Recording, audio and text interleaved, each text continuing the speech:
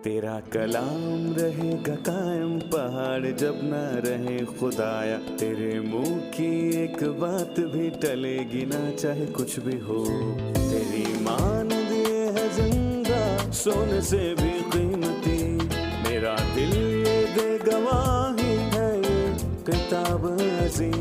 नाज़िल करे अपना कलाम, शिकस्ता दिलों को सुकून मिले, तारीखी दूर हो मेरी राहें रोशन कर।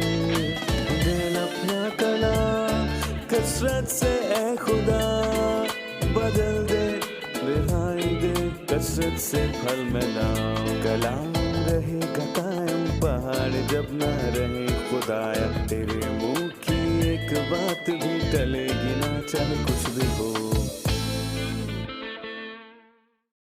अजीज नाजरीन, मैं अयाद ज़रीफ आप सब देखने वालों को हमारे रोज़ के बाइबली मुतालिया प्रोग्राम की इस नई किस्त में खुशामदीद कहता हूँ।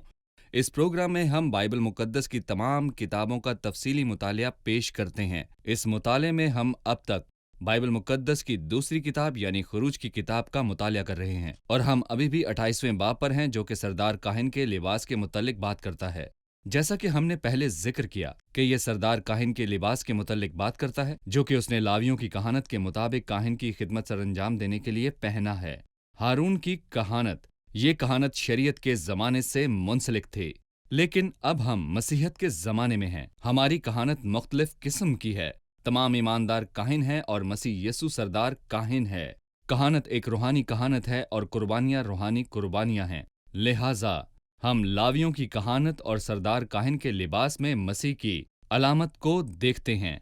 लिहाजा सरदार काहिन मसीह की शबी है और सरदार काहिन का लिबास मसीह के बतौर इंसान और मसीह के काम के बारे में अलामती तौर पर बात करता है। लेकिन अब मसीहत के दौर में मसीह वो हकीकी सच्चाई है जिसके बारे में पूरा पुराना अहदनामा अक्स पेशन गोइयों और अलामतों से इशारा करता है। लिहाजा आप बाइबल मुकद्दस खोलिए और हमारे साथ मुताले में शामिल हो जाइए और पुराने अहदनामे की किताबों से अमली रूहानी असबाक हासिल करें। लिहाजा आप बाइबल मुकद्दस में से खुरूज 28 निकालिए और कलाम से मुस्तफीद होइए। और अगर आपका कोई सवाल हो तो हमें ईमेल कीजिए, खुदावंद के फजल से हम उसका जवाब आपको जरूर देंगे। लेकिन प्रोग्राम का बाकायदा आगाज करने से पहले मैं खुदा के खादिम भाई यूसुफ रियाज को खुशामदीद कहूंगा। बहुत शुक्रिया भाई। और स्टूडियो में मौजूद दीगर मेहमानों को भी खुशामदीद। भाई यूसुफ, गुज़िश्ता किस्त में हमने सरदार काहिन के लिबास के कुछ हिस्सों पर बात की थी।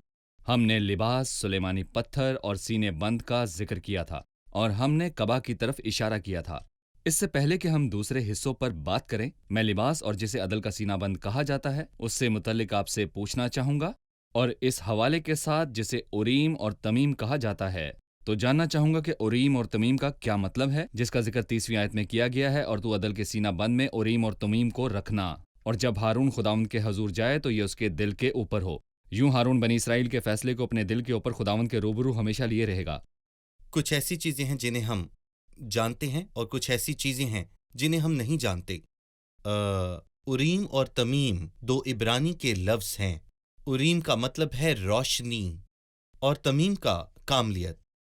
हम इनमें खुदा और मसीह की इंसानियत को देखते हैं। रोशनी खुदा बाप है और कामलियत हमारे यीशु अल मसीह हैं। वो सिर्फ एक इंसान नहीं था बल्कि कामलियत की वो तमाम खूबियां अपने अंदर रखता था।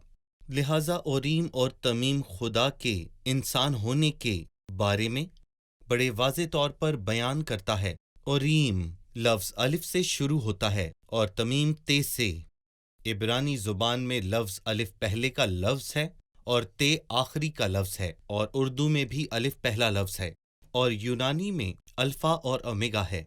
लिहाजा मसीह अलिफ यानी अल्फ़ा है और वो ओमेगा यानी ते है, यानी अव्वल और आखिर। लिहाजा ये बात है जो हम उरीम और तमीम के बारे में जानते हैं। हम और भी कुछ जानते हैं कि वो उरीम और तमीम के ज़रिए से खुदा की मर्ज़ी को जानने के काबिल होते थे, और कोई भी उनके बारे में नहीं जानता, और बाइबल उनके बारे में कुछ नहीं बताती क्योंकि वो हकीकत में वहां से खो गए थे। वो कब और कहां खो गए थे? बाबल की असीरी से वापस आने के बाद। लिहाजा बाबल की असीरी के बाद दो चीजें थीं जो नहीं मिली थीं, यानी अहद का संदूक उरीम और तमीम नहीं मिले थे, और खैमा इज्तिमा की सबसे कीमती चीज अहद का संदूक था, और काहिनों के लिबास का सबसे अहम तरीन हिस्सा उरीम और तमीम था।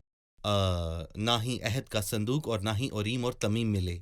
मेरा ख्याल है कि ये जानबूझकर किया गया, क्योंकि खुदा उन्हें बताना चाहता था कि असल संदूक आने वाला है, जो कि खुद जिंदा खुदावंद यीशु अल मसीह है, और उसके लिए हमें तैयार रहना है। लेकिन अफसोस की बात है कि ना तो उनके पास उरीम और तमीम थे और ना ही उनके पास अहद का संदूक था। ये बहुत ही ज्यादा अफसोस की बात है। उन्हें ना तो शर्मिंदगी हुई और ना ही उन्होंने तौबा की, बल्कि जब मसीह उनके पास आया तो उन्होंने उसे मसलूब किया और उसे पाकिस्तान से बाहर निकाल दिया। लिहाजा वो उस वक्त उरीम और तमीम के जरिए खुदा की मर्जी को जानते थे। नहमिया की किताब के 7वें बाब में एक आयत है जो एक शानदार इशारा देती है कि उरीम और तमीम का काहिन बाबल की असीरी से वापस नहीं आया था। जब हम नहमिया 7:64 पढ़ें तो लिखा है, उन्होंने अपनी सन्नत उनके दरमियान जो नसबनामों के मुताबिक लिखे गए थे ढूंढी और ना मिली, इसलिए वो नापाक माने गए थे और वो कहानत से खारिज हुए। वो ईमानदार थे। अगर आप अपना नसबनामा नहीं जानते तो आप काहिन नहीं होंगे और आप मुकद्दसीन में खा पी नहीं सकते। हाकिम ने उनसे कहा कि वो पाक तरीन चीजों में से ना खाएं जब तक कि कोई काहिन उरीम और तमीम लिए हुए उनके पास बरपा ना हो। हकीकत में ये बाइबल के हिसाब से एक काहिन उरीम और तमीम लिए हुए आया। इब्रानी में अददी कीमत 888 है और यीशु यूनानी में 80वां है और अददी कीमत 888 है। 888 ये मसीह है, यानी उरीम और तमीम का काहिन ये और कोई मसीह है। नहीं बल्कि यीशु अल मसीह है। हम यहाँ पर एक तस्वीर को देखते हैं जब यूसुफ ने अपने भाइयों की मेहरबानी की और उनको एक तरतीब में बांटा, बड़े नंबर 2 फिर 3, बस वो हैरान थे इसलिए कि क्या ये शख्स हमें जानता है। दर हकीकत यूसुफ उनको जानता था क्योंकि वो उनका भाई था। क्या मसीह सब कुछ जानता है? जी हाँ, वो जानता है क्योंकि वो उरीम और तमीम का कायन है। बहुत शुक्रिया। जी हाँ, बाइबल में भरपूरी है और हमारे सामने अल्फाज में कसरत है। गुज़िश्ता किस्त में हमने लिबास, अदल के सीना बंद और कबा के बारे में गुफ्तगू की थी और अब हम 36वीं आयत से 39वीं आयत तक खालिस सोने के पतर और अमामे और कुर्ते के बारे में बात करना चाहते हैं। अब मैं आपसे कुछ आयत पढ़ने की इजाज़त चाहूँगा, फिर मैं आपसे सवाल करूँगा। और तू खालिस सोने का एक पत्तर बनाकर उस पर अंगश्तरी के नक्श की तरह ये कुंदा करना खुदावंद के लिए मुकद्दस और उसे नीले फीते से बांधना ताकि वो अमामा पर यानी अमामे के सामने के हिस्से पर हो और ये हारून की पेशानी पर रहे ताकि जो कुछ बनी इसराइल अपने पाक हदियों के जरिए से मुकद्दस ठहराए उन्हें मुकद्दस ठहराई हुई चीज़ों की बदी हारून उठाए और ये उसकी पेशानी पर हमेशा रहे ताकि वो खुदावंद के हजूर मकबूल हो। और कुर्ता बारीक कतान का बुना हुआ और चारखाने का हो और अमामा भी बारीक कतान का ही बनाना और एक कमरबंद बनाना जिस पर बेल बूटे कढ़े हों। अब हम इस सब को स्क्रीन पर देखेंगे और मैं चाहूंगा कि आप हमारे नाजरीन को और हमें इसकी तफसील बयान कीजिए। जी हाँ, ये सोने का पत्थर हमारे सामने लिखा गया अमामे के ऊपर से नीले फीते के साथ बांधा गया था जो कतान से बना था। उस पर ये लफ्ज कुंदा थे कि खुदा के लिए मुकद्दस चीज है। ये मसीह को सरदार काहिन के तौर पर पेश करता है जिसके बारे में इब्रानियों 7 कहता है, जो पाक और बेरिया और बेदाग है, गुनाहगारों से जुदा और आसमानों से बुलंद किया गया हो। इब्रानियों 7:26 में जैसा मैंने देखा ये ताज की नुमाइंदगी भी करता है और कोई भी नहीं है जो कहानत और बादशाहत की खूबियां रखता था सिवाय खुदावंद यीशु मसीह के, जिसके बारे में कहा गया तू मुल्के सिदक के तौर पर अबद तक काहिन है। आपने शुरू में ये कहा था कि हारून की खिदमत खुदा की खिदमत की तरह थी और हारून का हुक्म नहीं था बल्कि खुदा का हुक्म था। यूं कह लें कि खुदा ही उन्हें सब कुछ करने को कहता था क्योंकि हारून का हुक्म हल्फ के बगैर दिया जाता था। बहुत से लोग इस ओहदे पर फाइज थे लेकिन उनके हुक्मों को रोका गया। लेकिन ये हुक्म मुल्के सादिक का था कि कहानत की हैसियत बस एक शख्स के पास है और वो शख्स मल्के सादिक है और इसलिए खुदा ने कसम खाई और कहा कि मैं नहीं फिरूंगा, तो मल्के सादिक के तौर पर अबद तक कायम रहेगा। और ये आयत हम किसी के लिए भी استعمال نہیں کر سکتے کیونکہ ملک صادق کا حکم ہے تو ملک صادق کے طور پر اب تک کاہن ہے، اور کسی کے بارے میں نہیں کہا گیا سوائے یسوع المسیح کے کہ بس تو خداوند یسوع مسیح جو کہ اب تک کاہن ہے۔ لہٰذا جب لوگ یہ جملہ افراد کے بارے میں کہتے ہیں تو یہ کفر ہے، اور جب کوئی کہنا قبول کرتا ہے کہ تو ملک صدق کے طور پر ابد تک قائم ہے، گویا وہ مسیح سے اس کی شان و شوکت صحیح۔ اور اس کی جگہ چوری کر رہا ہے۔ لہٰذا یہ جملہ خاص طور پر مسیح کے لیے ہے۔ زبور 110 میں لکھا ہے، تو ملک صدق کے طور پر ابد تک کاہن ہے، ایک ابدی کاہن جس کی کہانت انسان کی طرف سے نہیں، اور اختتام بھی نہیں وہ ہوگا۔ اسے کسی کے حوالے نہیں کرے گا کیونکہ وہ ہمیشہ کے لیے کاہن ہے۔ آپ نے سونے کے پتھر کا ذکر کیا تھا، اور ہم نے کہا تھا کہ یہ تاج کے بارے میں بھی بات کرتا ہے۔ جی مجھے یاد ہے کہ خداوند کی آزمائش کے وقت کانٹوں کا تاج اس کے سر پر رکھا صحیح۔ گیا تھا، اور ہم دیکھتے ہیں کہ اب مسیح عزت اور جلال کا تاج پہنے ہے۔ میں ان دونوں تاجوں یا ان دونوں تصویروں کے درمیان آپ کی رائے جاننا چاہوں گا۔ ہم جانتے ہیں کہ کانٹوں کا تاج اس کے سر پر رکھا گیا، اور یقیناً یہ اس کی تکلیف میں اضافہ تھا۔ جب وہ کانٹے اس کے سر پر چبھے ہوں گے تو بہت درد ہوا ہوگا، کیونکہ کانٹوں کا تاج اس کے سر پر رکھنے کے بعد انہوں نے اس پر چھڑی ماری تھی۔ لیکن اس کے علاوہ اس کے اخلاقی معنی بھی ہیں۔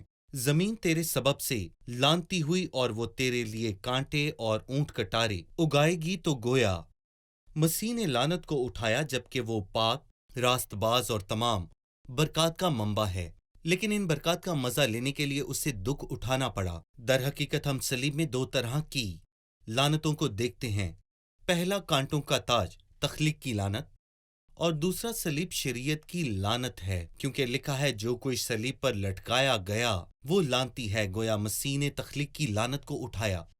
گناہ کی لعنت جو داخل ہوئی اور شریعت کی لعنت جو ہمیں گناہگار ٹھہراتی ہے، سارا جلال اسی کو ملے۔ کانٹوں کا تاج اب نہیں رہا، یہ اب تاریخ ہے۔ اب ہم اسے عزت اور جلال کے تاج میں دیکھتے ہیں، اور ہم جلد اسے دیکھیں گے، اور اس کے سر پر بہت سارے تاج ہوں گے۔ وہ بادشاہوں کی طرح آئے گا۔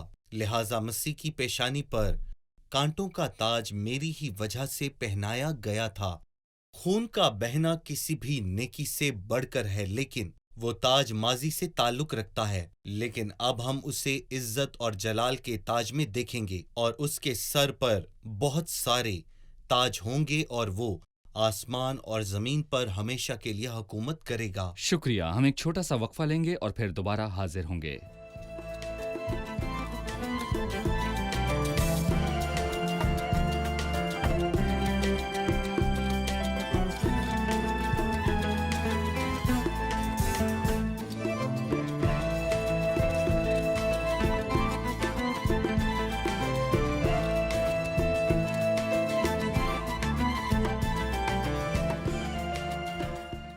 لکھا ہے تاکہ جو کچھ بنی اسرائیل اپنے پاک ہدیوں کے ذریعہ سے مقدس ٹھہرائے، ان مقدس ٹھہرائی ہوئی چیزوں کی بدی ہارون اٹھائے۔ مقدس ٹھہرائی ہوئی چیزوں کی بدی سے کیا مراد ہے؟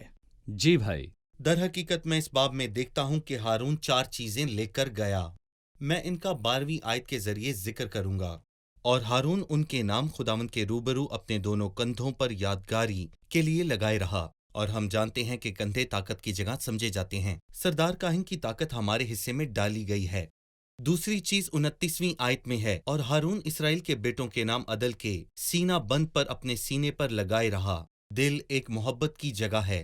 ہم سردار کاہن کی محبت سے بھی مزہ اٹھائیں گے جو خداوند یسوع مسیح ہے۔ اور تیسری چیز آیت 30 میں ہے، جہاں پر لکھا ہے، یوں ہارون بنی اسرائیل کے فیصلے کو اپنے دل کے اوپر خداوند کے روبرو رکھے گا۔ وہ رہنمائی جو خداوند یسوع مسیح ہمارے لیے کرتا ہے، کیونکہ بس وہی ہمارا رہنما ہے، اور ہم سب اس کے مکروز ہیں۔ اور چوتھی دفعہ یہاں آیت 38 میں ہم دیکھتے ہیں، تاکہ جو کچھ بنی اسرائیل اپنے پاک ہدیوں کے ذریعے سے مقدس ٹھہرائیں، ان مقدس ٹھہرائی ہوئی چیزوں کی بدی ہارون اٹھائے۔ یہ حیرت کی بات ہے کہ وہ مقدس ٹھہرائی ہوئی چیزوں کی بدی کے بارے میں ہارون سے بات کر رہا ہے جب ہم گناہ کرتے ہیں یا کچھ ایسا کرتے ہیں جس سے خدا ناراض ہوتا ہے، بلکہ بعض اوقات ہم اپنے پاس موجود بہترین چیزوں کو پیش کرتے ہیں جبکہ وہ ان چیزوں پر بھی ناراض ہو سکتا ہے، کیونکہ یہ چیزیں انسانی فطرت کی کوتاہیوں کے ساتھ ملی ہوئی ہیں۔ اس لیے ہم عبرانیوں کے 10ویں باب میں कुछ ऐसी चीज देखते हैं जो कि बहुत ही अहम है। इब्रानियों 10 में कुछ यूं लिखा है, बस ऐ भाइयों, हमें यीशु के खून के सबब से उस नई और जिंदा राह से पाक मुकाम में दाखिल होने की दलेरी है जो उसने पर्दा यानी अपने जिस्म से होकर हमारे वास्ते मखसूस किया है, और हमें पाक मुकाम में दाखिल होने का हक हासिल है। क्या ये काफी है? नहीं, ये काफी नहीं है। और हमारा काहिन खुदा के खुदा के घर घर का का। मालिक है, लिहाजा बेशक मुझे जाने की दलेरी हासिल है, लेकिन मैं फिर भी नहीं जा सकता जब तक मेरे साथ खुदा के बड़े घर का काहिन मौजूद ना हो। ये बड़ा काहिन क्या करता है? ये सोने का पत्थर पहन रहा है जिस पर लिखा है कि खुदा के लिए मुकद्दस है ये, और अगर मैं अपने नजराने जो मैं कोताहियां। उसे पेश करता हूँ उसमें कोई कोताही है तो वो इसको दरगुजर करता है और हमें एक खूबसूरत सबक सिखाता है। हमें खुदा के पास ये सोचकर नहीं जाना चाहिए कि मैं उससे मुतमईन कर लूंगा, लेकिन अगर हम ये सोचकर जाएं कि वो मुझसे प्यार करता है और मुझे कबूल करेगा, बल्कि अपने प्यार और खुदावंद यीशु मसीह के वसीले से बरकत देता है और बचाता है। लिहाजा हम आपकी वजाहत के बाद 38वीं आयत को समझ सकते हैं, ये हारून की पेशानी पर रहे, ताकि जो कुछ बनी इसराइल अपने पाक जी हदियों के जरिए मुकद्दस ठहराएं और उन मुकद्दस ठहराई हुई चीजों की बदी हारून उठाए। लिहाजा इससे यही सही। मुराद है, मतलब कुर्बानियों को पेश करते हुए कोताहियां बर्दाश्त ठीक करना। है। सही।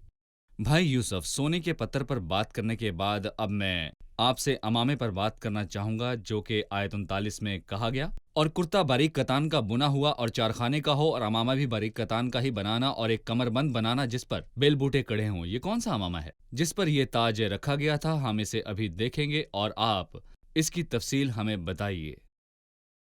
जी हाँ, लिहाजा ये वाज़ेह है कि अमामा इब्रानी फेल लपेटने से अक्स किया गया है। ये एक खास कतान से बनाया जाता था और ये खालिस सोच को बयान करता है, एक पाक सोच, क्योंकि कतान पाकीज़गी की अलामत है।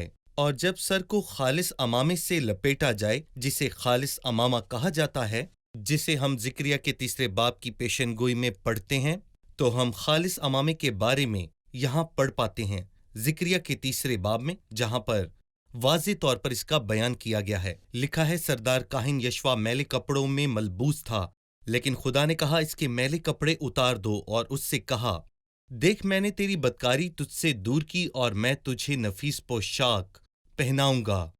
और नतीजा ये निकला, और मैंने कहा यहाँ ज़िक्रिया नबी कौन है, और कहा कि उसके सर पर साफ अमामा रखो। मसीह जिसके लिए सारा जलाल है, सलामती के ख्यालात बुराई के नहीं, ताकि हमें नेक अंजाम की उम्मीद बख्शे।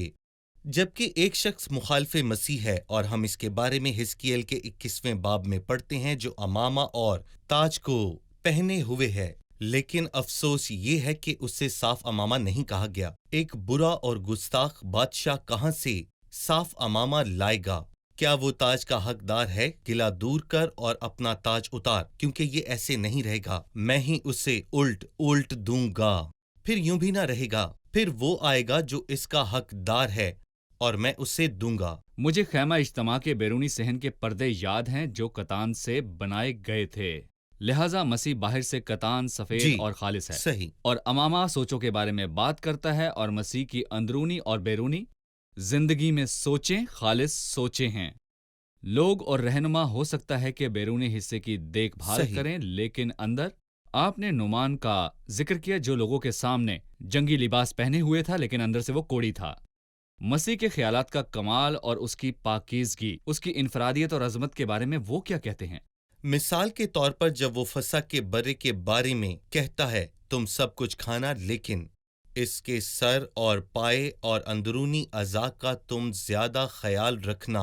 सर मसीह के ख्यालात खूबसूरत ख्यालात हैं, लेकिन खुदा जानता था कि कौमों के ख्यालात बेकार हैं और लोगों के ख्यालात लाहासिल ख्यालात हैं, क्योंकि खुदा सब जानता था। बहुत शुक्रिया। हम एक छोटे से वक्फे के बाद दोबारा हाजिर होंगे।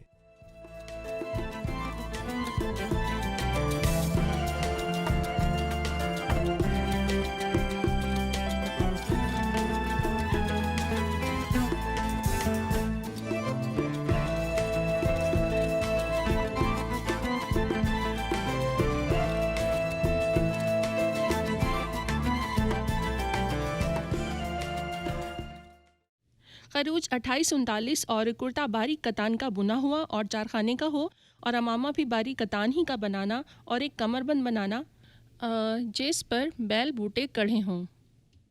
जी भाई। बारीक बुने हुए कुर्ते, जैसा कि हम पहले बाब में पढ़ते हैं और यहाँ पर लिखा है बारीक, यानी कि मसीह अपने आप में कौन है, ना कि उसके काम के बारे में। दरहकीकत मसीह को कारामत, शानो शौकत और इखलाकी शानो शौकत हासिल है, मगर ये कुर्ते अंदर वाले कुर्ते हैं। क्या इसकी अहमियत को जानने से पहले हम इसे स्क्रीन पर देख सकते हैं ताकि देखने वाला तसव्वुर कर सके कि ये कैसा था? ये कुर्ता आखिरी चीज है जिसे अंदर की पहना आखिरी जाता है। चीज, अंदर जी, का ये मतलब पहली है चीज है जो काहिन के जिस्म के करीब तक। जिस्म के करीब तक। जी, जारी रखें। हमने देखा कि अमामा कतान का है और हमने मुकद्दस और खालिस ख्यालात के बारे में जाना क्योंकि इसे खालिस अमामा कहा गया है, और इसी तरह कुर्ता बारीक कतान का है। मसीह के पास छुपाने के लिए कुछ नहीं है। मसीह साफ और वाज़ेह था। जब उन्होंने कहा तुम कौन हो, तो यीशु ने उनसे कहा मैं वही हूँ जो तुम्हें शुरू से कहता आया हूँ। लिहाजा मसीह की शान और शौकत बारीक कुर्ते में नजर आती है और अमामा जो कि पाक है, लेकिन हम कमर बंद पर बेल बूटे बने हुए देखते हैं जो कि हमसे खिदमत की तैयारी के बारे में बड़े वाज़ेह तौर पर बात करते हैं। लिहाजा जब एक शख्स कमर बंद बांधता है तो इसका मतलब है कि वो खिदमत के लिए तैयार है, और हम जानते हैं कि मसीह कमर बंद बांधे हुए है और हमारी खिदमत कर रहा है, और जलाल में वो कपड़े पहनेगा और हमारे साथ दस्तरखान पर बैठेगा और हमारी खिदमत करेगा। मसीह ने पहले हमारी खिदमत की, वो अभी हमारी खिदमत कर रहा है और आसमान पर भी करेगा। आपने पहले हमें बताया कि कतान कामलियत और खालिस होने के बारे में बात करता है। जी, क्योंकि सफेद है। सही। और कतान में पसीना भी नहीं आता। मैं जानना चाहूंगा कि सरदार काहिन के जिस्म से मुलहका होने की क्या सही। अहमियत है, और बाइबल मुकद्दस हमें पसीने से मुतल्लिक क्या बताती है, और क्या पसीने और मसीह की खिदमत के दरमियान कोई ताल्लुक पाया जाता है? इसकी रूहानी अहमियत क्या है? पसीने के बारे में हम बाइबल में 3 जगह पर पढ़ते हैं। पहली दफा गुनाह की लानत में, जमीन तेरे सबब से लानती हुई और तू अपने मुंह के पसीने की रोटी खाएगा। दूसरी बार हिजकियेल में जिक्र किया गया कि काहिन को ऐसे कपड़े नहीं पहनने चाहिए जिसमें उसे पसीना आ जाए। गोया वो हमें बताना चाहता है कि जिस्म के पोशीदा हिस्से नजर नहीं आने चाहिए इबादत में, क्योंकि हम रूह और सच्चाई से उसकी इबादत करते हैं, लेकिन जिस्मानी कोशिश और जिस्म की बदबू जिस्म पुरानी फितरत हमारी है। फितरत में सही। जवाल है, क्योंकि मख्तून तो हम हैं जो खुदा के रूह की हदायत से इबादत करते हैं, और हम यीशु मसीह पर फख्र करते हैं और जिस्म पर भरोसा नहीं करते। और तीसरी बार मसीह के पसीने का जिक्र आया है। लिखा है कि उसका पसीना गोया खून की बड़ी बड़ी बूंदें बनकर जमीन पर टपकता रहा था और वो हमारे लिए था, और इसका मतलब है कि मसीह को पसीना नहीं आता, बल्कि गतसमनी के बाग में 2 बड़ी वजूहात की बिना पर उसका पसीना खून बनकर टपकता रहा। हम खुदा का शुक्र करते हैं कि जब हम इबादत करते हैं तो हमें इस तरह की किसी भी चीज की जरूरत नहीं होती, क्योंकि खुदा हमारा जिंदा खुदा है जिसकी इबादत हम रूह और सच्चाई से करते हैं, ना कि खून और बदन से। लिहाजा मैं समझा हूं कि पसीना जिस्म की पैदावार है और जिस्म का मतलब फितरत है। ये ज़वाल ज़वाल पज़ीर पज़ीर। और पुरानी जी। है।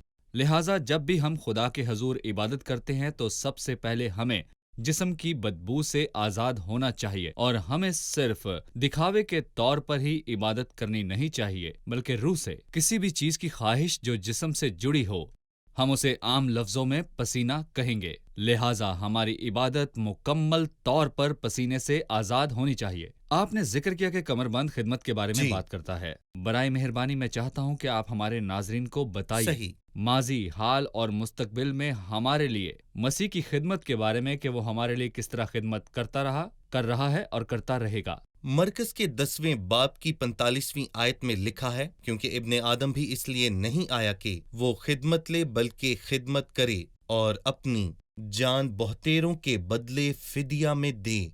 मसीह ने पूरी जमीनी जिंदगी में अपने लिए कुछ नहीं किया, बल्कि ये सब खुदा के जलाल और लोगों की भलाई के लिए किया, और अपनी खिदमत के इख्तिताम पर वो सलीब पर गया ताकि अपनी जान हमारे लिए फिदिया में दे। वो मर गया और जी उठा।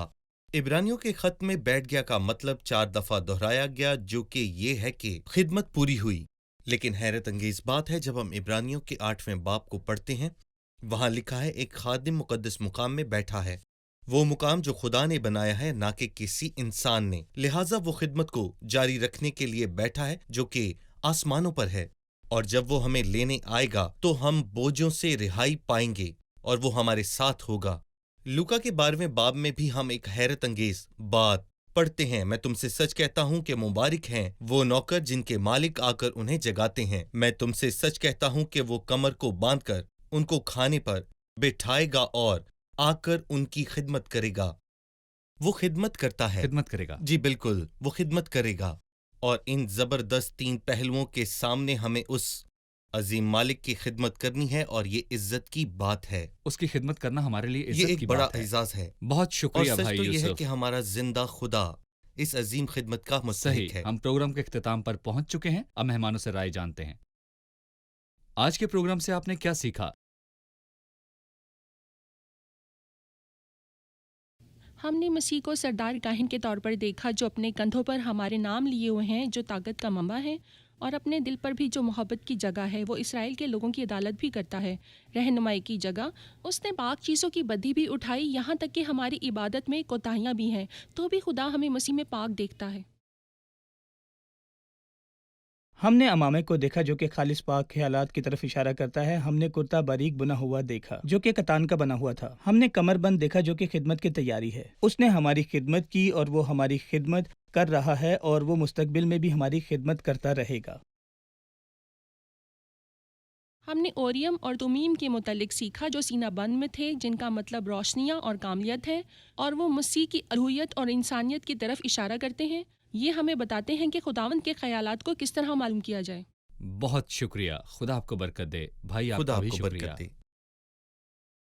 ناظرین، آج کے پروگرام میں ہم نے دیکھا کہ سردار کاہن کے سر پر کتان کا امامہ تھا، اور ہم نے مسیح کے خیالات کے خالص اور پاک ہونے کے بارے میں بات کی، اور اس امامے پر، اس کی پیشانی پر ایک سونے کا پتھر تھا جو خداوند کے لیے مقدس تھا۔ ہم نے مسیح کے بارے میں سیکھا جو اپنے عاجزی کے دن میں امتحان میں کھڑا تھا، اور اس کے سر پر کانٹوں کا تاج تھا، اور کانٹے لعنت اور مسترد ہونے کی بات کرتے ہیں۔ لیکن اب ہم اسے موت کے درد کے لیے شان و شوکت کے ساتھ تاج پہنے دیکھتے ہیں۔ جلد ہی وہ بہت سے تاج اپنے سر پر پہنے کھلے آسمان میں ظاہر ہوگا، اور یہ قیمتی سر مسیح کا سر ہے، جس میں تمام طرح کے اچھے خیالات پائے جاتے ہیں، یہاں تک کہ کانٹوں کے تاج کے لائق ایک بھی خیال نہیں تھا، کیونکہ کانٹے گناہ کی لعنت سے منسلک تھے، لیکن صلیب پر ہمارے لیے اس کے اچھے خیالات تھے۔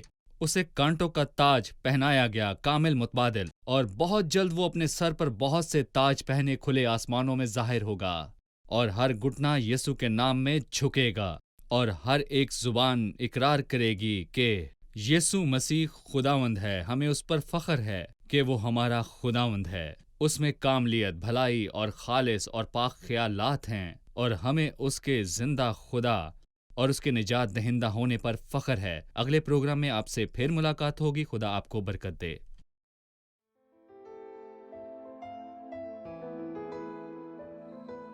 تیرا کلام رہے گا قائم، پہاڑ جب نہ رہے خدایا، تیرے منہ کی ایک بات بھی ٹلے گی نہ، چاہے کچھ بھی ہو۔